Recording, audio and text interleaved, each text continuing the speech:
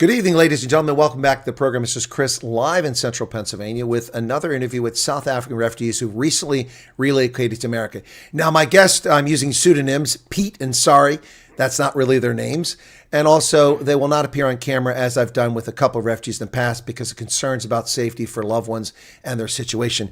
So with that, I want to welcome my guest in. What you do see on the screen is a photograph of the place that they're residing. Now, I did a video yesterday that was published talking about a small percentage of South African refugees have been put in dodgy locations and are not getting the proper treatment that they should get, in my view, from refugee reassistance agents. This doesn't appear to be the case. It might be the case, but let's discover as we have our conversation with Piet and Sarie. Hey guys, hoe gaan dit? Goed dank jezelf. I'm very well. I feel like I'm in the principal's office right now. Do you really? Did you do something wrong? No, just all nervous. Well, you're not even on screen. Nobody can see you. What are you nervous about? I know. People are saying welcome to Piet and Sarie. If only you knew their real names. Anyway, so it's definitely not Piet and Sarie. I can guarantee that. Now, you guys contacted me and said you'd like to come on the program, and we agreed to do it. But let's talk about it. Now, that's not the first place you stayed when you arrived, is it? No, actually, it is. This is where we were supposed to come from the beginning. You moved into that Gucci new construction house that looks nicer than my house the moment you arrived? Yes. I want a rebate. Where's my house at? Wow, that's pretty lucky. You guys are living in South Carolina, the Palmetto State. It is winter time. When did you arrive? 4th of December. Okay, so you arrived during winter, just as we're getting into winter season. Yes. What's the weather like for you down there in South Carolina? Today is nice. Actually, we've had some warm days. Cold is nothing like we're used to. It's very cold. It's not cold. Ended up getting really sick as well. It's not cold in South Carolina. You stop it. I'm in Pennsylvania. It's cold up here. Okay, so let me ask you this question, guys. When did you first become aware of the refugee program? Actually, when you released it in February. Are you serious? Back in February. Yes. So what was your first step? Did you do a PRM email? Did you wait to the statement of interest? We did the email, and then eventually when the statement of interest came, we also did that one. All right, so let me ask Pete a question because he's not getting a word in edgewise here. Pete, when did you first hear from anybody about the program? I mean, I'm talking about from the government or from a third party. July the 17th, yeah. Okay, so in February you already wrote something, and then you did a statement in May. It wasn't until July you heard. So your first contact was July, and you flew over in December. So even from July, it's August, September, October, November, 5 months to get over here after you had your first contact. Yeah. So let me ask this question. Did it feel like an eternity? Yes. Definitely. All right. And were you frustrated by the process in any way? And if you were, it's okay to say so. A little. I'd say the time that from the first call to when we heard from them again, it seemed like the stretch was too long. And then everything happened so fast on top of each other, like all of it within 2 weeks, and then nothing, like dead silence. And they also don't respond on any emails if you ask them questions. No, at all. This is what I've been telling people all along, and then people insist on sending them emails, and people insist on being upset about waiting some time. But yours is a typical case at this stage. 5 months after you were first contacted, you actually get here, and it was several weeks after your first contact before you got moving. But then when things started moving, they moved very fast. That seems to be the standard right now. Although we have people saying that they know people that got in 2 weeks and they're out of there. That's poppycock. That hasn't happened. Yeah, no, actually, my family member of ours, they applied, they got all their calls and everything done from when they started till when they got on the plane, 2 weeks. Oh, so you're saying there is a real case of that happening? Yes, yes. So they actually went to Key West. I'm mistaken. Then I'm mistaken in calling it poppycock. I haven't had a case. Well, I mean, I'd like to talk. I'd like to talk to them. That'd be fantastic. Yeah, I'll ask her. Okay. All right. Well, please do that. Let's get them on here to talk about it because I don't want to be spreading fake news. But that's the first time I've heard that's the case. Okay. So whereabouts in South Africa are you guys from? You from Limpopo? You're from Mpumalanga? You're from Western Cape? Whereabouts? Gauteng, Benoni. Oh, Benoni. Somebody mentioned me in Benoni today. Anyway, that comes from a thing during COVID. These guys did this little skit about, Benoni. So Benoni. Okay, wow. I imagine that South Carolina is a little bit different than Benoni. Yeah. Yes, definitely. So what was your experience like? I mean, when you went to the airport, there was no media there, right? They lost interest in this program a long time ago. Yeah, nothing. There was nothing. No media.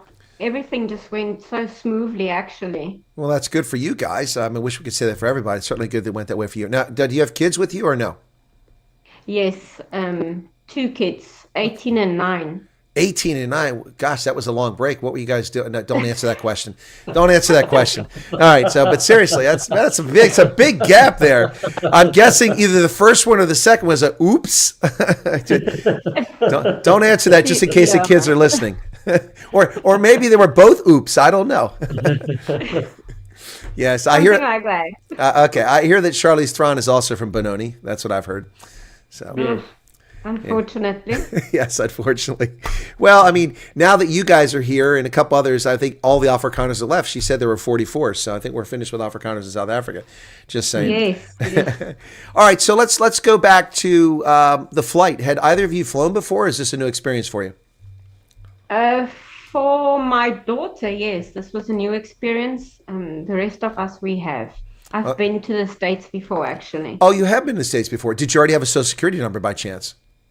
Not that I know of. It was quite a weird situation when I came over, so I don't think any paperwork was ever done. I came through an agency and they kind of just left me.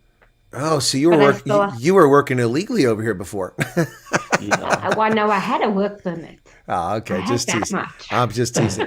Just teasing. All right. So you have been here. So I guess it's an au pair or something like that. It sounds like. Yes. Okay. Excellent. All right. So you know what to expect in America. By the way, where did you do that? Was that in another part of the country? Florida and Sarasota. Okay, so in Florida. Okay, so similar to South Carolina, just a little further south there. All right, so your daughter. I mean, first off, you've flown that distance before, but for your daughter, first time flying in 17 hours, 15 hours, whatever it was, that must have been something. Yes, actually, from when we started till we finally landed on this site, it was about 29 hours. Yeah. The Church World Services actually, they booked our flight from Cape Town. So we had to book flights from Joburg to Cape Town to be, there was an extra flight there. And then when we landed in Newark, we had to fly down here to North Carolina. And then that was another drive.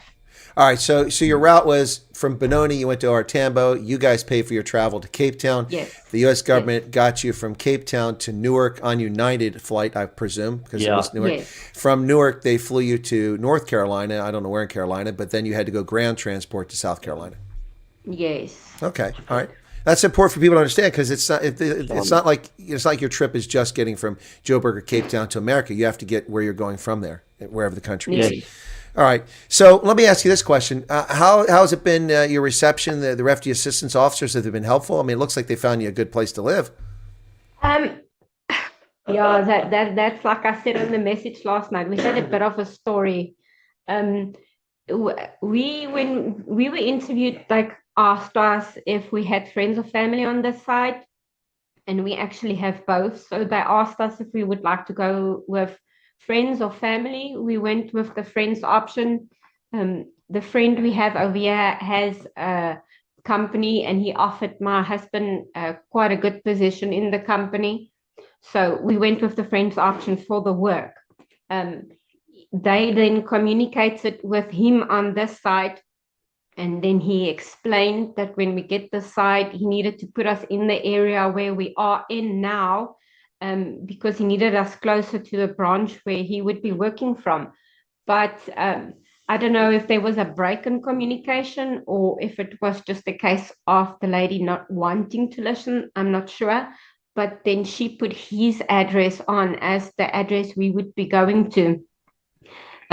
The first address they wanted to put us in was in Uptown Charlotte, in not the nicest of neighborhoods.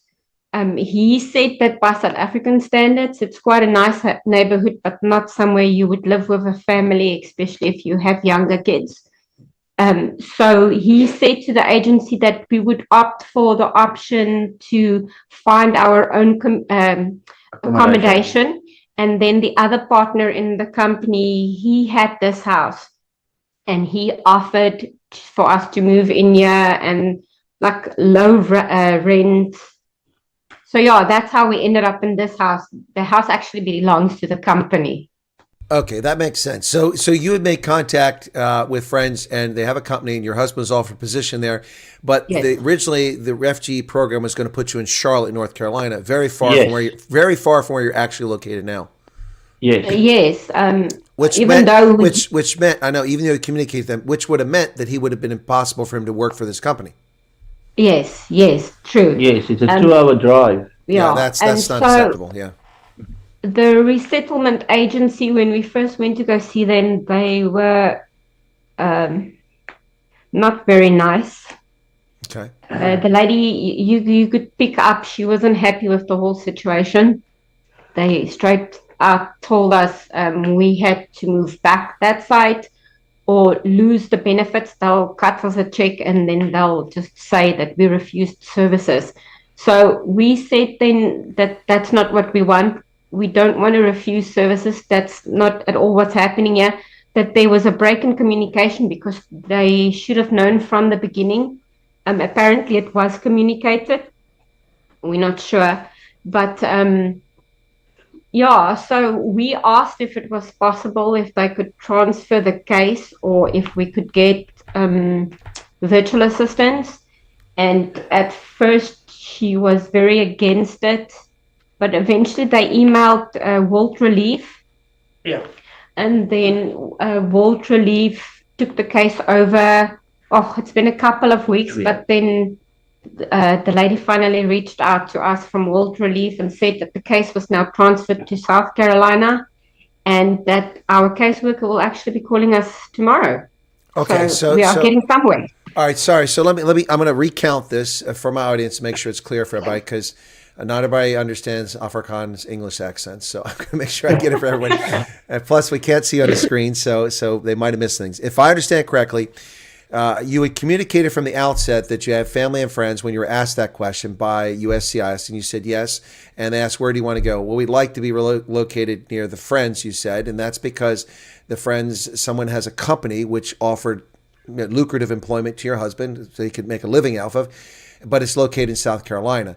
That information was passed, and then there was a breakdown of communication somewhere along the way, either intentional or a mistake, and the people that you were assigned to in Charlotte, North Carolina, which is not where you were hoping to go, weren't listening. They wanted to put you apparently in a dodgy neighborhood, and short of that, you said, but we have a job available here and housing being offered to us. Can we not simply go there?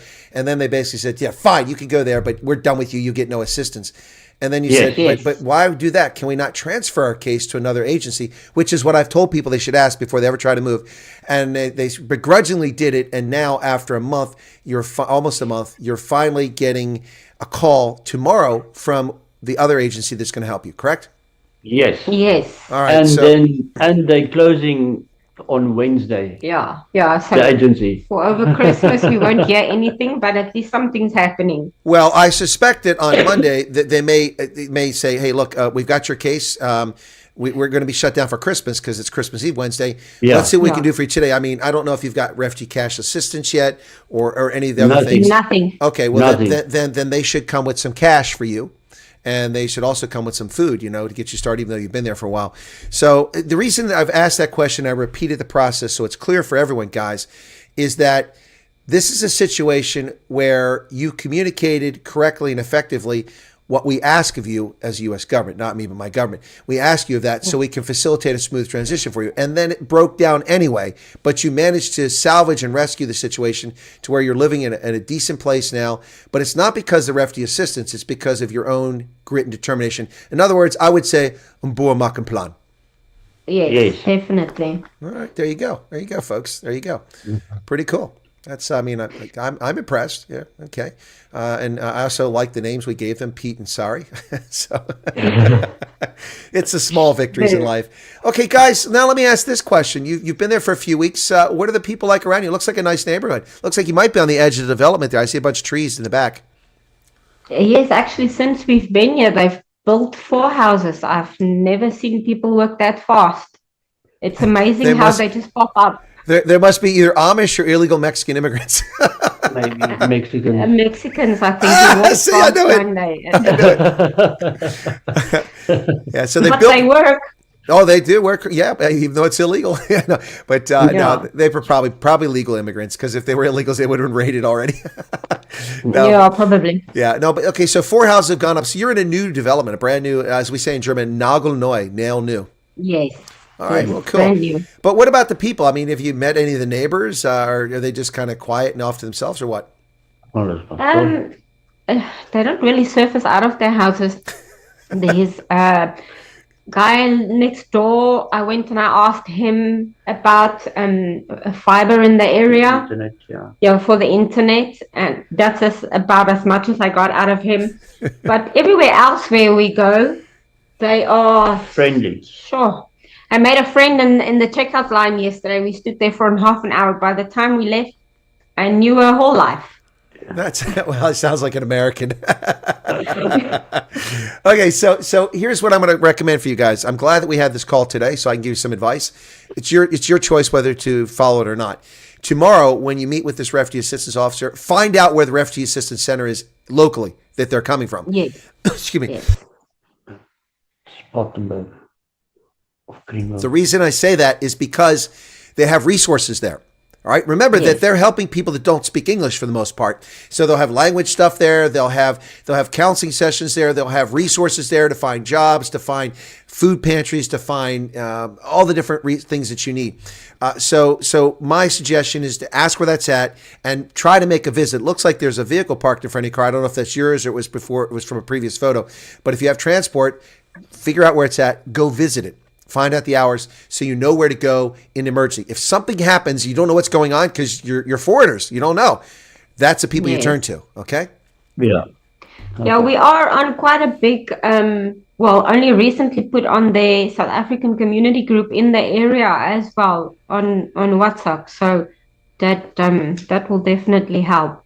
Yeah, that'll definitely help too. But let's not let the U.S. government and us as taxpayers off the hook. We've got responsibilities to provide certain things, and let's get you to take advantage of it. Because in a pinch, look, I mean, the South Africans might be knowledgeable, but they're not necessarily experts on the things they're talking to you about, okay? I mean, a lot of people will tell you have to have your national driver's license, which is not true. So my point here is that those people are paid to be subject matter experts in assisting refugees. And immigrants to America is a different situation than a refugee. Okay, it's a very different situation.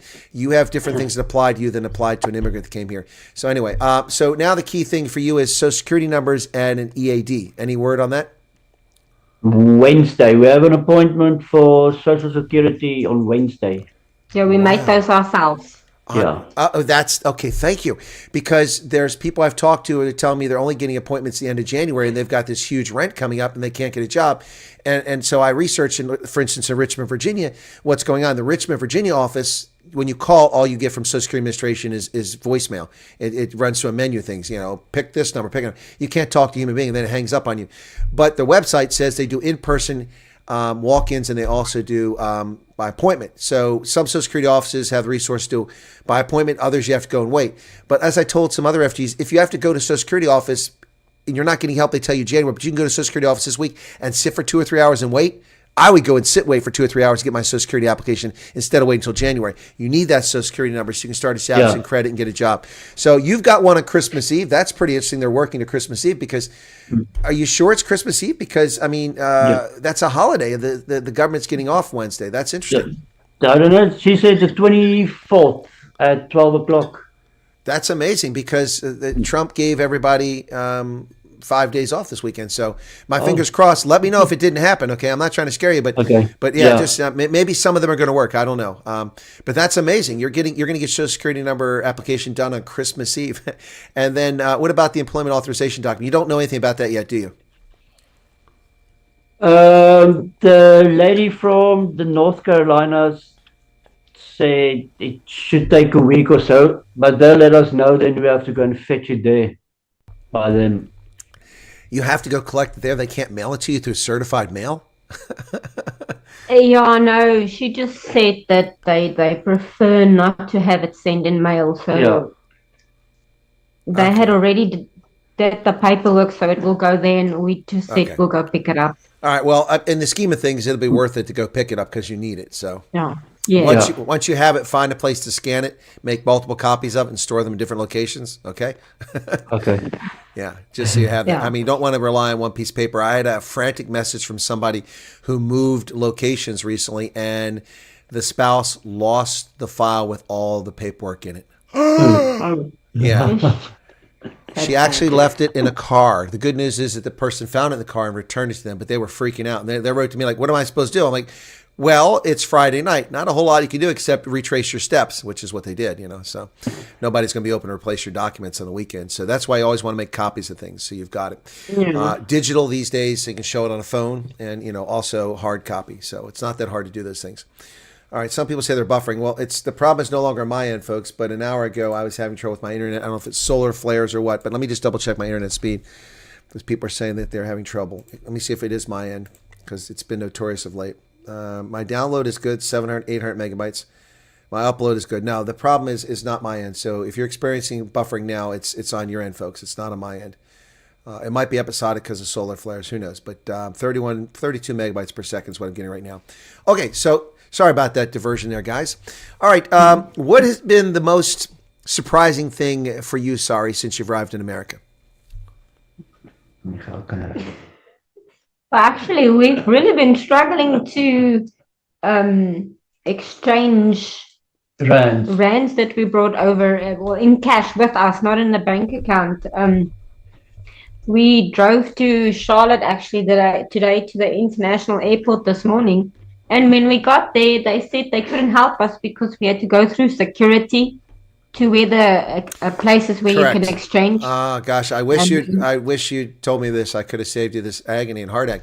Yeah, the money changers, if they have money changers, are going to be inside the part where international arrivals come. So you're not going to be able to get to it. You should be able to go to most banks with currency, paper currency, no coins, and trade that for dollars. My local bank here does it. That's where I get my rand from every time they have to order it.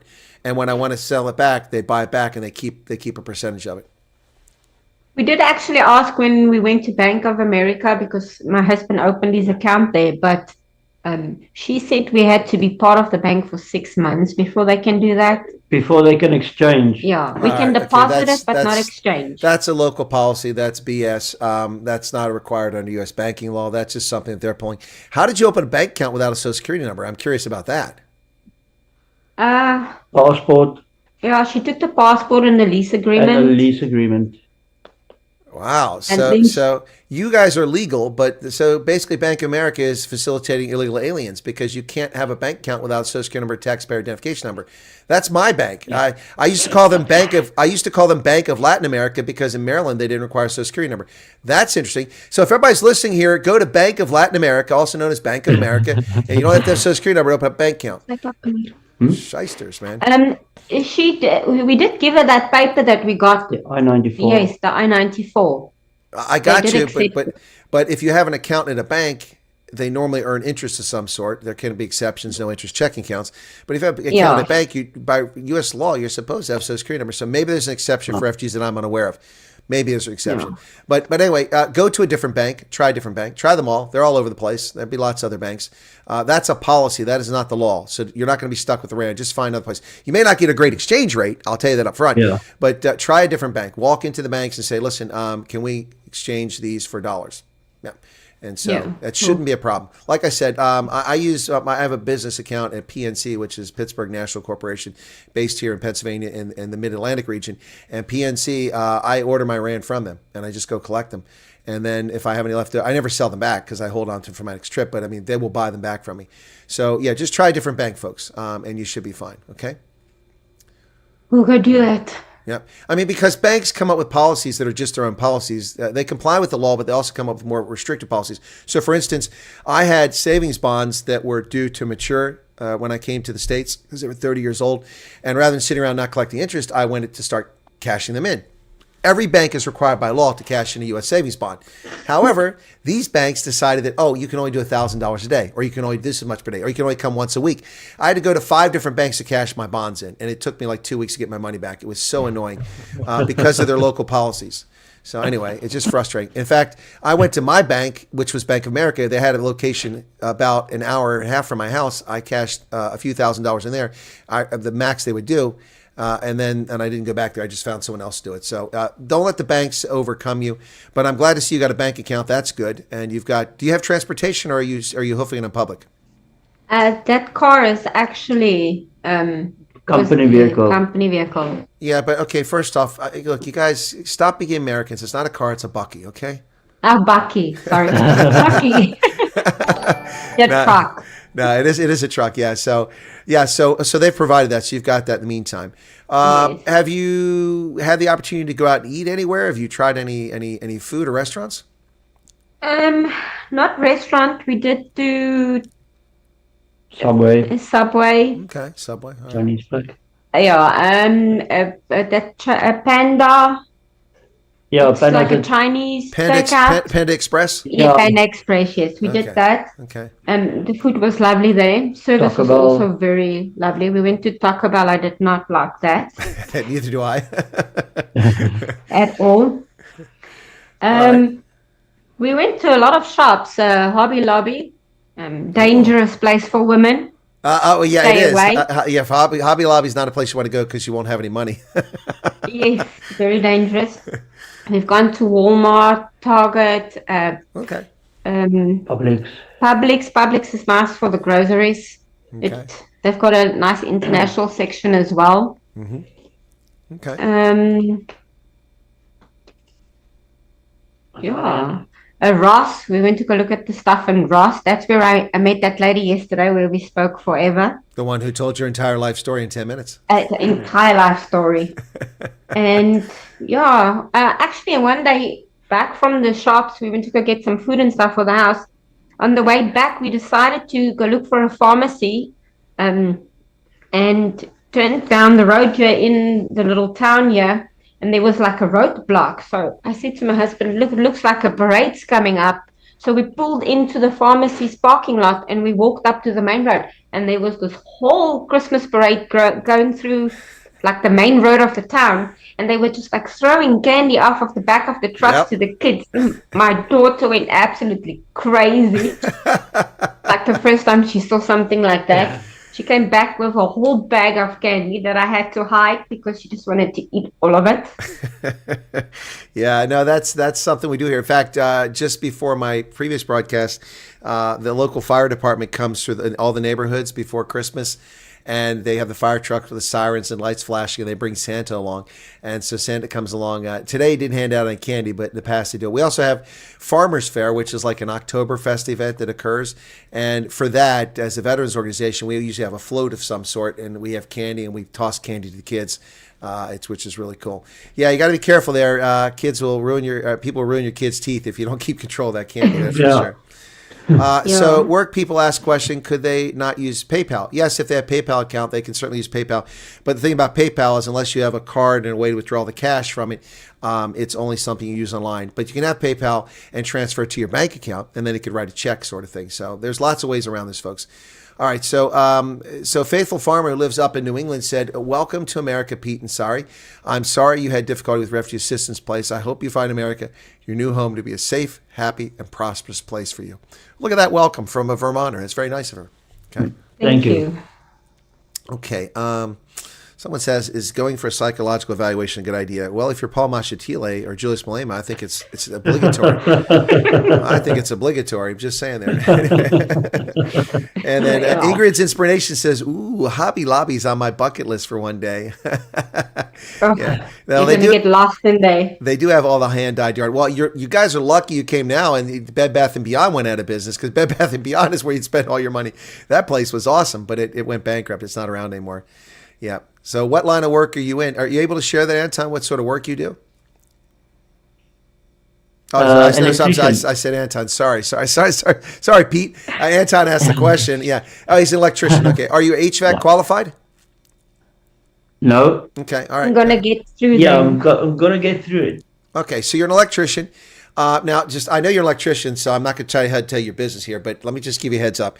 It's 115, 60 cycles, not 220, 50 cycles. Okay. Just saying. Yeah. Yeah. Okay, so he's an electrician, already got a job offer, just waiting on the employment authorization, which he should have shortly. Social Security number coming a couple of days. I'm going to say that probably by the 15th of January, you'll probably be on the job somewhere. Yeah, I think he said 5 January. He Yes. wants him to report for duty. Oh, okay. See, Americans, no slack, man. No vacations here. You got to get to work right away. Okay. Yes. Oh, that's hilarious. Okay, so, well, that's good news. Are you excited to get back to work there, Pete? Yes. Okay. Yes, I am very excited. Okay, let me ask you this question, guys. Are you happy you made this decision, or do you have reservations? Oh, definitely. I would never go back. Best choice ever. Did you feel unsafe back in South Africa? Yes. Me especially. I didn't sleep at night. Every sound I would be up. They broke into my house a few times when it was just me and my son alone. So, now I gave it away. He is from a different marriage. That's quite all right. That happens, But yeah, so I suffered from a little bit of PTSD from that. I didn't get much help from law enforcement over there. When they finally showed up, all they said, "Oh, well, they didn't reach you, so no need to open a case here." But they did get into the house. They just didn't get to the part where I was in. Well, that's fortunate.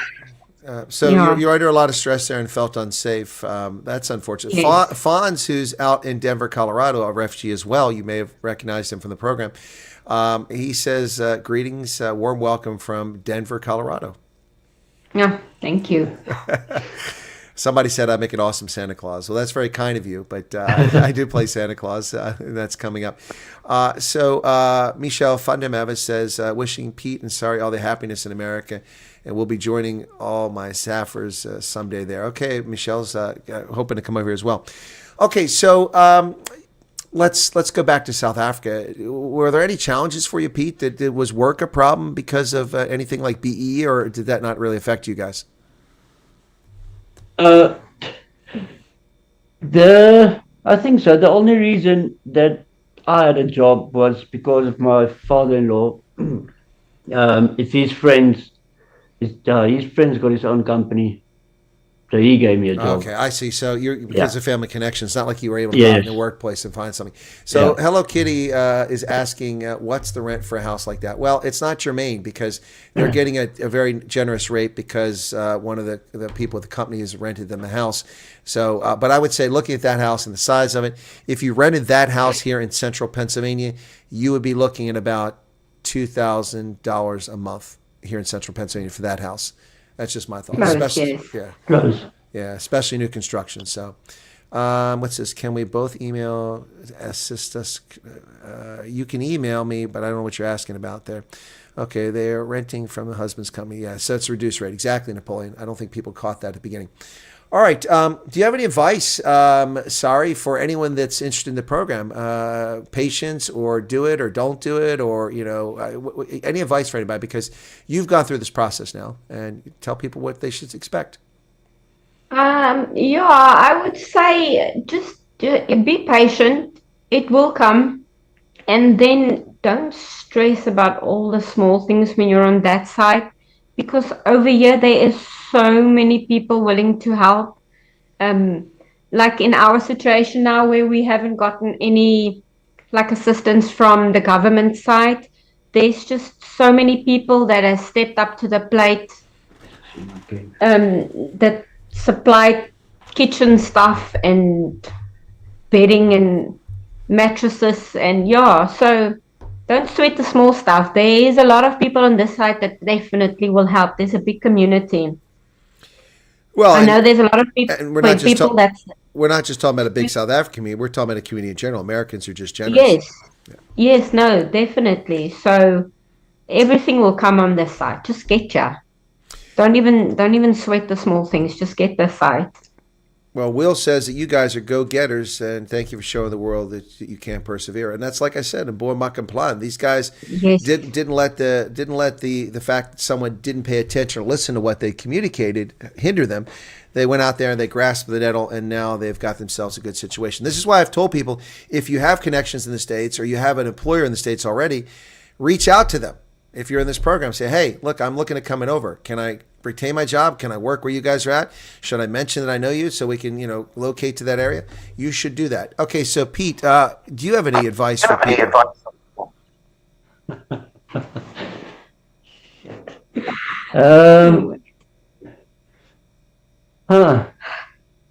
Not really. I think my wife said it all. Okay.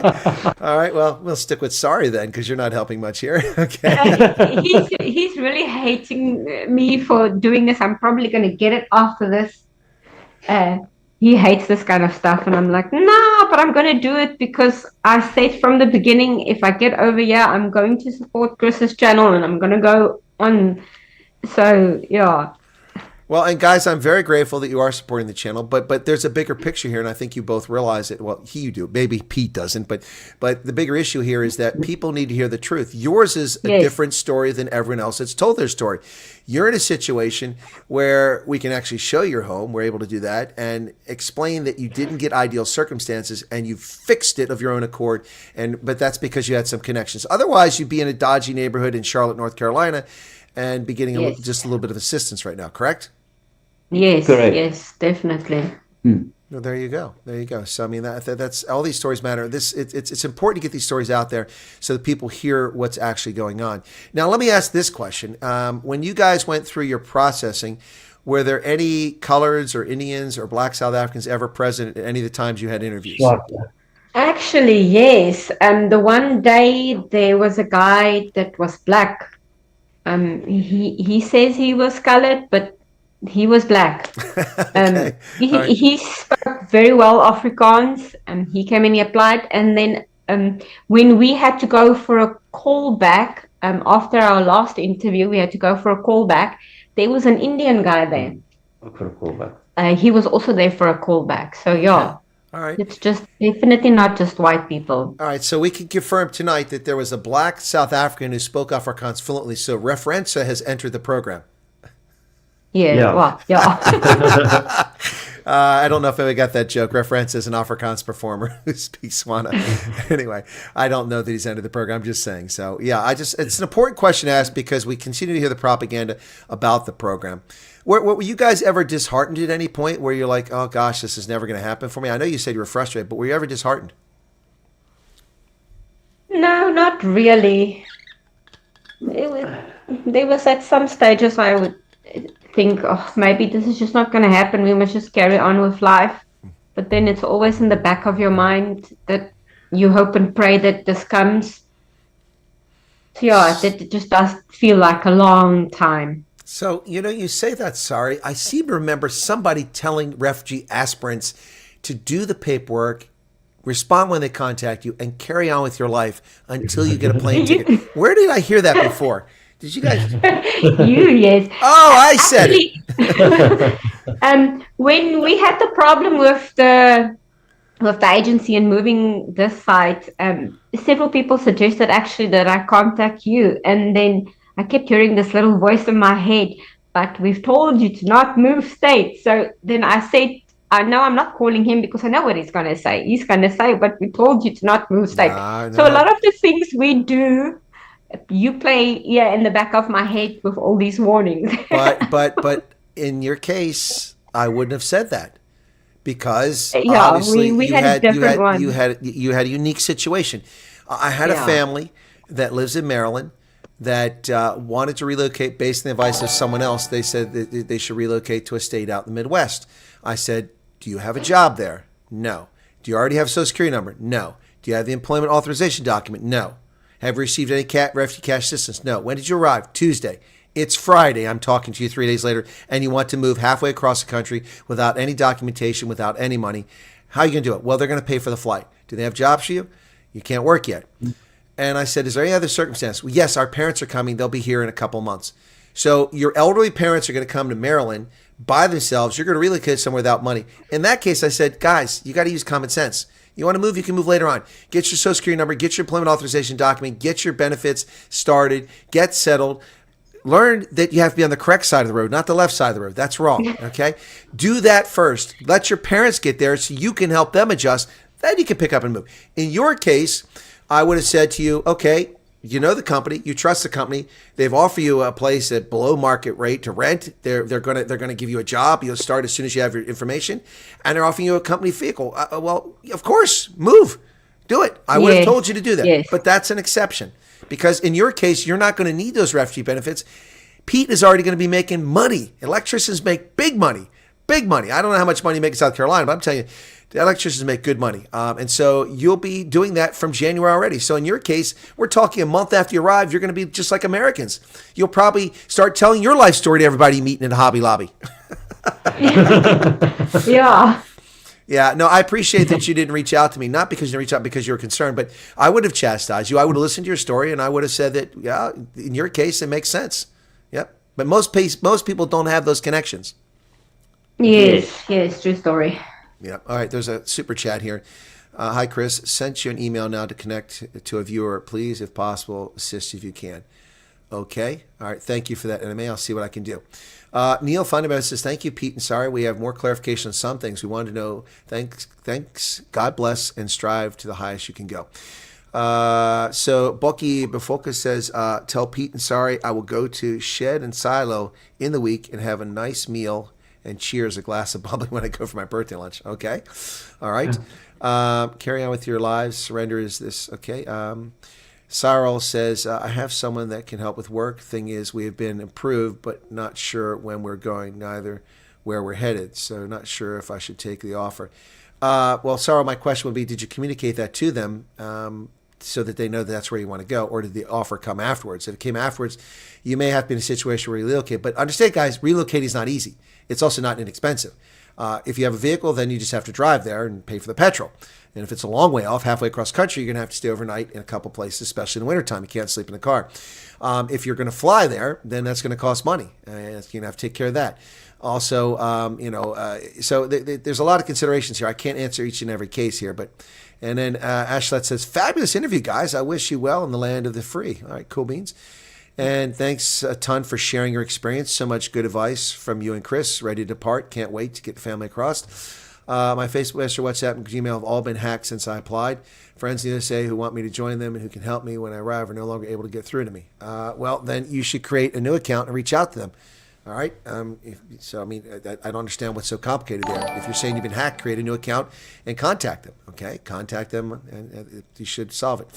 If Piet's electrician, what will Sarie be doing? I would imagine watching the candy from that kid who got all the candy on Christmas parade.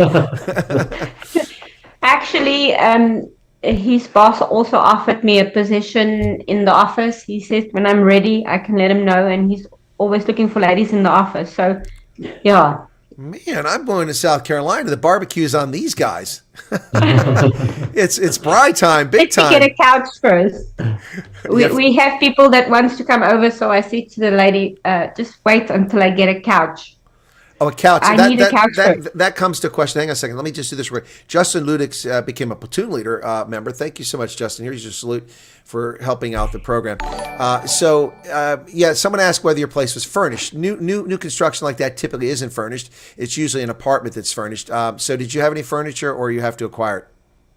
It comes with a whirlpool and fridge, freezer, microwave. Dishwasher. It came with a microwave, a gas stove. I mean, oven. that stuff is pretty. I mean, a house comes with, but it doesn't come with couches and sofas and beds. No furniture. Yeah. So But how did you get washing machine and furniture? everything. Are you sleeping on the floor? We did actually sleep on blow-up mattresses that first night because we have camping gear, so we brought them over and we slept on that. And then I have a cousin in Key West, So I called her the next day and I said to her, dude, I'm going to kill somebody if I have to keep sleeping like this. And that same day, they delivered mattresses for us all. So she sorted that for us. Wow. So now we sit in the room the whole day. All right. We do have a Christmas tree. Okay, cool. Well, you guys are very fortunate. I mean, I moved 26 times in 36 years in the Army all over the world, and I always had to sleep on an air mattress for weeks on end until my household goods arrived. So you guys are very fortunate to have these connections. I didn't have those connections. So Jackson Million says, I wouldn't mind going to South Carolina. Yeah, well, try going there in June. See if you say the same thing. It's hot. Very hot.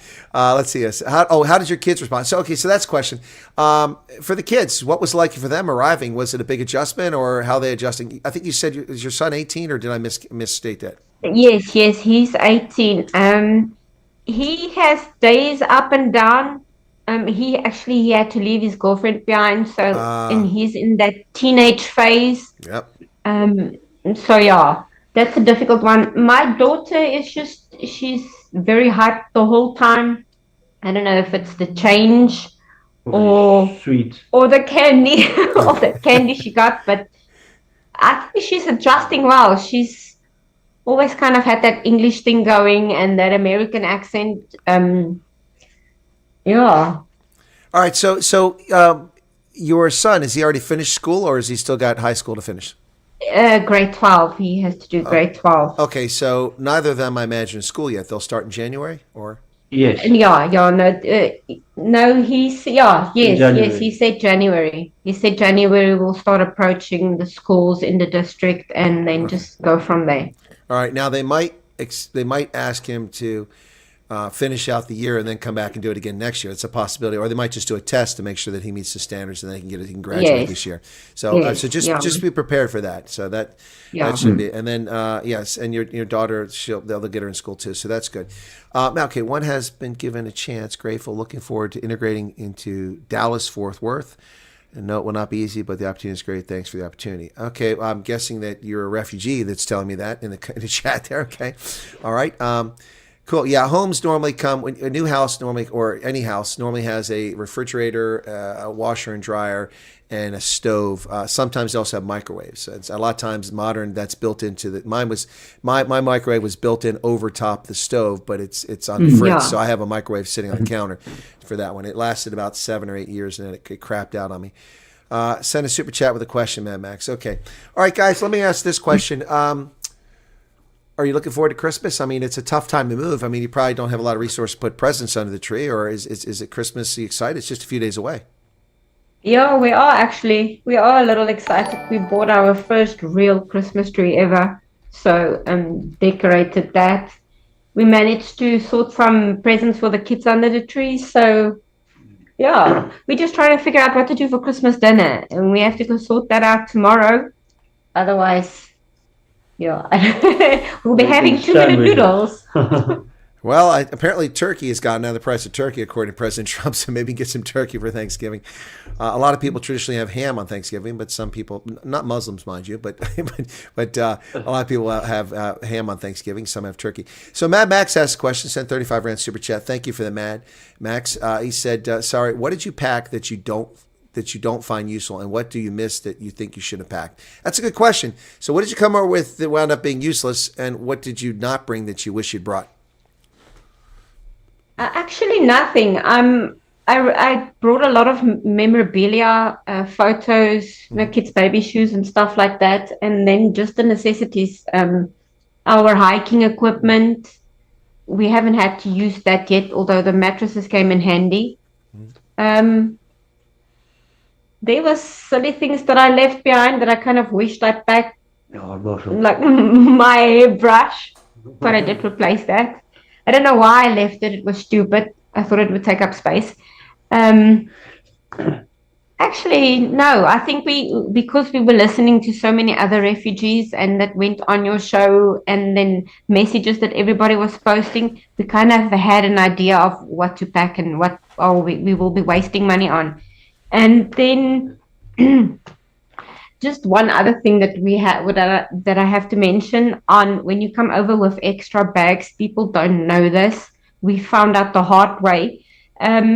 that extra bag you have to pay at the airport that day, you have to pay with a bank card. They do not accept cash. And we made the mistake of withdrawing all our money and closing the bank accounts because we didn't want to leave anything hanging in South Africa.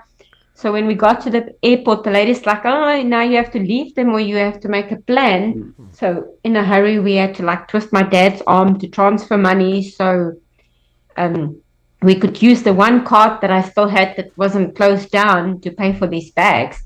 And then when we landed in New York, it would have been the same situation. We had to pay for the bags again. We ended up meeting a lovely lady at the counter that just tagged them. And then she said to the refugee agency not to worry about it. We didn't have to pay for that. But yes, leave money in your bank account. You would have to pay for those bags with a card. Yeah, that's good advice. My argument to people is that unless you're paying excessive fees on a bank account, leave your bank accounts open. There's no reason necessarily to cancel them. I mean, but you're still South African citizens, and ostensibly you can return. I mean, in theory, the way the refugee program works is that when the problem that led to you fleeing is resolved, you're supposed to go home. But we know that refugees never go home. But in theory, there's no reason to cancel that unless, of course, I got super chats today from refugees who've been in America for several months, and it's in Rand, which means they still have South African bank accounts. But yeah, that's really good advice there, so that because you have to pay with a card. But I'm a little confused here. You pay once your flight all the way to your destination. Did you think you were going to have to pay for the bags in Newark when you arrived?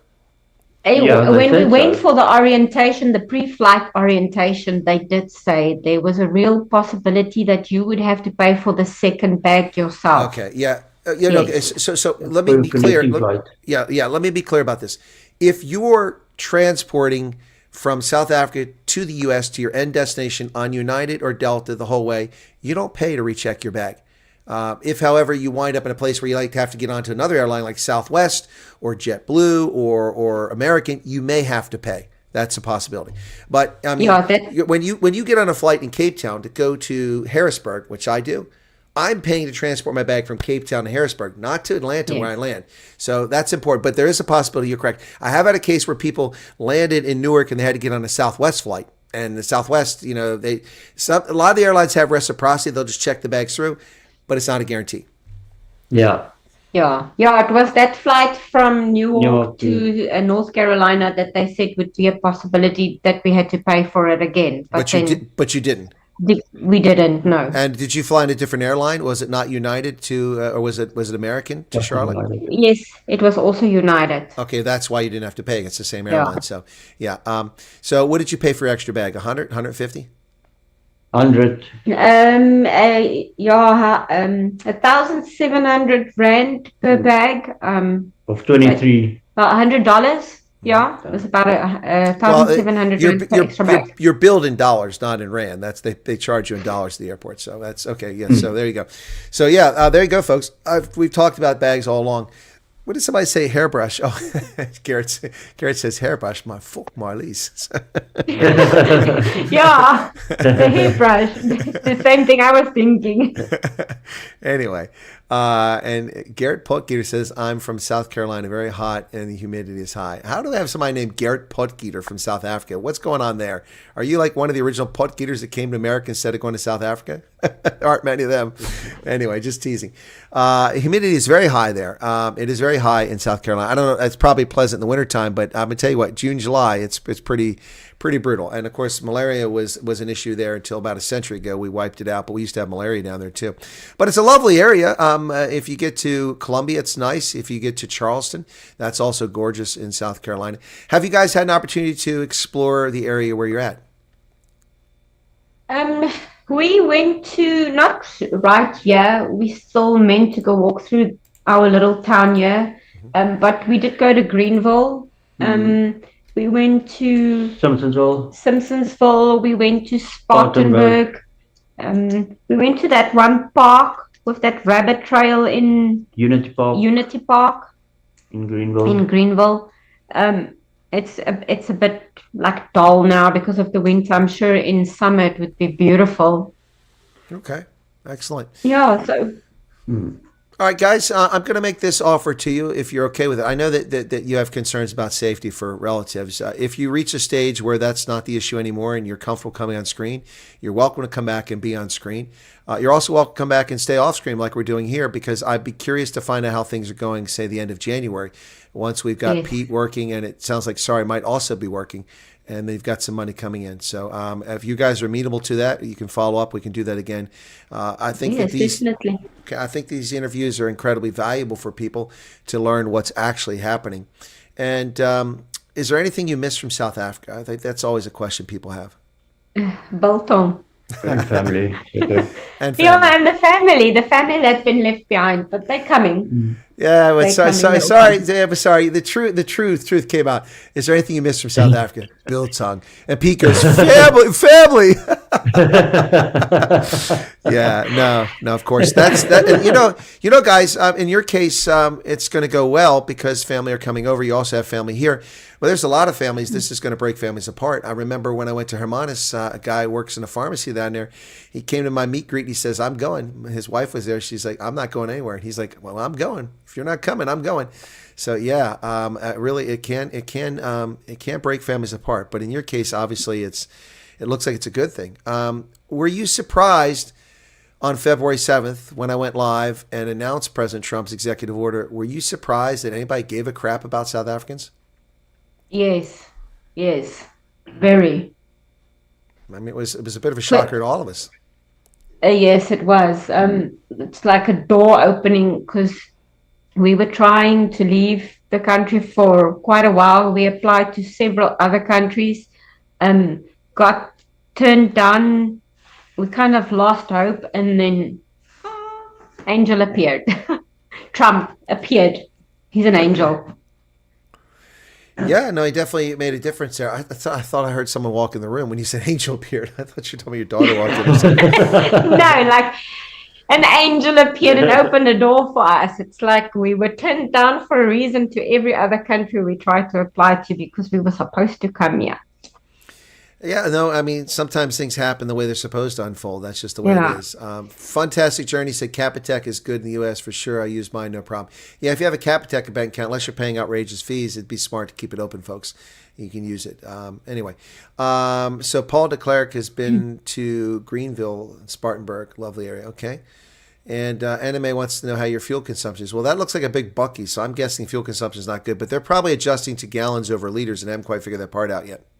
Yeah, that's well, it was quite a struggle to figure out how to do the pumping of the gas in the first place. Okay, I didn't realize that would be a headache. Okay, that's interesting. Because you have to do it yourself. You don't have attendants doing it. Yeah. So yeah. Matthew Dixon is our resident troll, is telling you to watch NFL games. I don't know why they watch the NFL. Have I heard of the places they mentioned? The USA is, of course, I've heard of those places. I'm well traveled. There's been pretty much everywhere in the country. You just delete your message, Virtual Western Cape. Why did you do that? So Beulah wants to know if you've had a braai yet. No, not yet. We still have to go buy that braai. Yep, there you go. And so Willem Jonkes is asking how you survive. I don't have the answer, Willem. I've talked about benefits. Benefits have changed a lot with the law changes this past summer. That's a question best asked of U.S. immigration folks when you get interviewed about the program. All right. Veroshka says, how did no fences around the property make you feel? Yeah, because people make you feel, because people can look at your house. There's no fence. There's no razor wire. There's no guards. There's no Rhodesian Ridgebacks. I mean, it must be weird. It is. The first few nights, like if anything moves, I'm up. But now I sleep like a baby. There you go. Bev in Amsterdam saying, if you ask for your luggage to be checked, your foundation it will be no charge. If you don't, your luggage will be automatically offloaded. No, that's not true. No, with the exception of a pilot project from the United Kingdom, which is taking place right now. I know because I participated in it when I came back from Women's World Cup in September. I checked my bag in there, and when I got to the States, I did not have to recheck my bag. That's an exception they're trying. But for the past 30 years, or more, you've always had to recheck your bag. So when you arrive in America, because of terrorism concerns, you have to collect your bag and take it to a place and redo it. That's the way it is. It has nothing to do whether you request or not. It's required. It's an anti-terrorism measure that we've had in place for decades. Although, as I said, I came back from London and I was a bit shocked that I didn't have to recheck my bag. And I didn't really believe him. I'm like, great, I'll show up in Harrisburg. There'll be no bag. But there it was. It got rechecked. That's the first time since the early 1980s that I've flown internationally that I've not had to recheck my bag. But that's a pilot project with the UK. From South Africa, you're going to have to recheck your bag. It has nothing to do with whether you ask for it or not. It's just how things work. All right? Yeah. Sleeping like a baby. So every 3 hours and you're wanting milk. I don't think that's what's going on here. No, they're resting well. And then Adventure Icing says, I lived in southern Thailand through 7 monsoon seasons, so I think I can handle any sort of humidity in America. Okay, well, bring it on, man. Bring it on. And Ashlet moved to UK 10 years ago, and I still miss the South Africa petrol joggies. The attendants, Yeah, I don't miss the attendants. Although when I'm in South Africa, I tip them, but I'm fine pumping my own gas. That's perfectly fine. Okay, guys, you're still adjusting, but we've got a huge audience. But we probably should wrap it up here. Still 700 people watching this right now. Thank you all for watching. Garrett Potgieter just became a member. Thank you for doing that, Garrett. Appreciate it. Any final thoughts from either one of you about the experience, about the process, about whether it's going to happen? Because we've talked about your case. It's not unique, but it definitely has some different aspects to it. And in no small way, you were actually helped because you had contacts. If you have contacts in America, folks, use them. If you don't, then you're going to have to hope for the best. But guys, we'll start with Sarie. Any final thoughts? Or no, let's start with Piet because he doesn't speak much. Piet, let's go with Piet because Sarie will have plenty to say. So Piet, any final thoughts about this and about your experience that you want to share with people, and don't go no. All right, it's your turn, man. If you could see him now, he's all red on his face. I got my thing. You can say it off Afrikaans if you want. It's fine. No.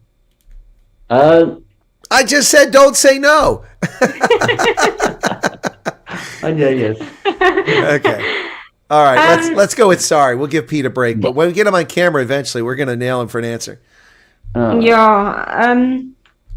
I think that don't compare one case to another because the process is not the same for any single person at all. What we've experienced and our other families experienced and friends that we know, it's like worlds apart. Nothing works in the same way. There's no set thing that follows. You go for this and then this and then this. It just jumps all over the show. Some people land on this side and then they only have orientation. So don't stress if you don't do all of it and next minute you can fly. And I'd say be prepared to pay for that flight or that travel where you need to end up, because they might send you to Cape Town, they might send you from Cape Town to Joburg, and unfortunately that's on you. So save a little money for that, and if you don't use it, bonus, you can use it on this side. That is excellent advice. Just be positive. It's worth it on this side. It definitely is. All right, cool beans. No, that's fantastic advice. Something we really haven't focused much on is you might live in Hermanus and they tell you to fly from Joburg when Cape Town's just right down the road, or Gordons Bay or Blobergstrand. And you might live in Benoni and you're told you got to fly from Cape Town. So get ready for that Fly Saf Air flight or Airlink, whatever you're going to take. But I highly recommend Fly Saf Air. Kirby Gordon tells me it's a great outfit.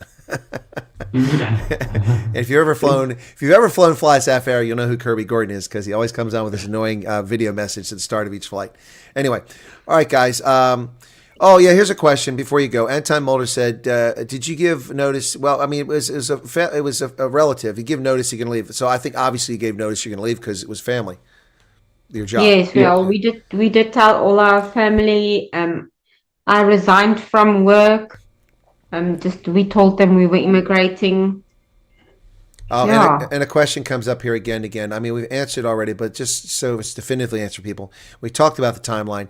When was, they say, how long you waited for flight confirmation after you got approval? Remember, it's provisional approval. So when you first found out you've been approved for the program, how long before you flew? Well, it was the shutdown then, so it was about 5 weeks. Yeah, so you really can't count that. It was 5 weeks Yeah. because of Yeah. shutdown. So, all right. Okay, guys. Thanks a lot. Merry Christmas to you and to the kids, and keep that candy away from your daughter. You're going to have to spend a lot of time with dentists, and trust me, they're expensive. Dentists are expensive. Yeah. After 36 years of being in the Army, being spoiled by not paying for my dental care, I can tell you, dentists are expensive. All right. Merry Christmas to all you guys, and welcome to America. I think people are saying that. So I'll let you drop off here, and then I'll wrap up. Okay, and we'll chat again. Okay. All right. Thank you. Thank you. Merry Christmas. Thank you very much. All right, guys, that was Piet and Sarie, not the real names, pseudonyms. And I think I'm going to have to help them. Oh, they found their way out. Oh, now I got to take that picture off. See, there you go. That was up there. And that's it. That's our third broadcast for the day. And once again, that was on very short notice. They asked to come on the program. And here they are. They're fulfilling a promise. And I really appreciate people who fulfill their promises. It's really professional and considerate of people to do that. So thank you so much for that. Yet another one of our refugee interviews of people who arrived in the States. And again, there are different aspects to their arrival. They didn't arrive and they weren't put in a very good spot because people didn't listen to what they told them, apparently. But in the end, they had the wherewithal and boom, muck and plan. And they made a plan. And this would be one of those groups of people moved. And again, she was reticent to contact me because she's like, I'm going to tell her to stay. But in their circumstance, they had a guaranteed job. They had an offer of a house. I don't even know if they're paying rent right now. I didn't even address that. But, a below market rent rate, and also offered a truck. I mean, how do you turn that down? A house, a truck, and a job are a lot more important than refugee cash assistance, someone helping you with your resume, and those things. You don't need those things if all the other stuff just came true. The only thing you need help with is the EAD and the Social Security number. But they took care of the Social Security number on their own. They got an appointment on Christmas Eve, and the EAD will be delivered soon. So in their case, I would have had different advice. But most people should stay where they go. All right? All right, guys. That's going to do it. Wow. Okay. You're very welcome, Mark, for the interview, and I appreciate it. So Merry Christmas to everybody. We'll be back later tonight with Night Owls. That's in about 6 hours here on the East Coast. God bless and take care. And to my guests, thank you so much for coming on and sharing your story. And as Sarie said, every case is different. You can't match up case for case. Keep that in mind, folks. Everyone's experience is different, and hopefully you have a good experience. All right? If you don't, then you don't. We'll try to fix it if we can. Cheers.